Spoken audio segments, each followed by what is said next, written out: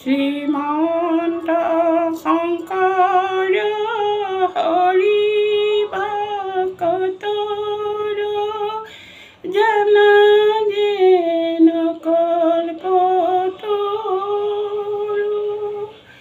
তাহান্ত বিনাই নাই নাই নাই আমাৰ পৰম গুৰু কৃষ্ণ। এয়া পঢ়িব লৈছোঁ গীতা পাঠ, আপোনালোকক দেখাইছোঁ। আশীৰ্বাদ কৰিব অসমবাসী আৰু বিশ্ববাসীৰে, যাতে মই আগবাঢ়ি যাব পাৰোঁ। প্ৰভু ভগৱন্তৰ চৰণত এই প্ৰাৰ্থনা। কৃষ্ণ। চতুৰ্থ অধ্যায় জ্ঞান কৰ্ম সন্ন্যাস যোগ।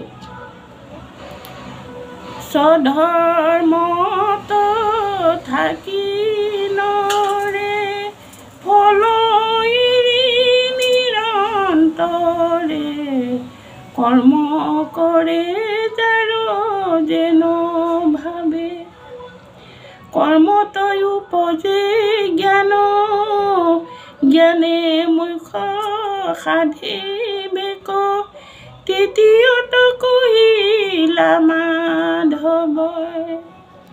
এই ৰামকৃষ্ণ পদে কমলত তাত মধু আছে যত পান কৰি ভকত ভ্ৰমৰে।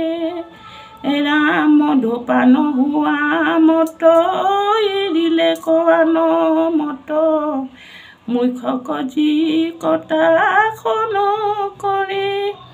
কৃষ্ণ পদে বাৰম্বাৰ কোটি মোৰ নমস্কাৰ কৃপানাচাৰী নাৰায়ণ। মই পাপী দুষ্ট মতি নাজানো ভকতি স্তুতি পদ সতে লৈও কশৰণ। কৃষ্ণ।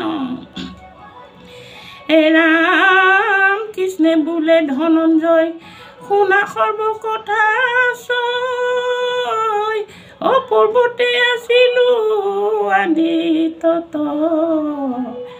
আদি তত শুনিও মত এই যুগ সংখ্যা তত বীৰবৰীয়া কহিলো পাত্ৰত। ৰাম আদিত তনয় পুন নামে শ্ৰদ্ধা দেৱ মনু শুদ্ধমতি মহন্তয়ো দৰে।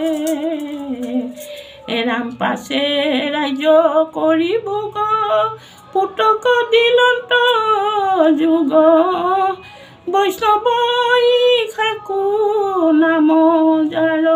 কৃষ্ণ।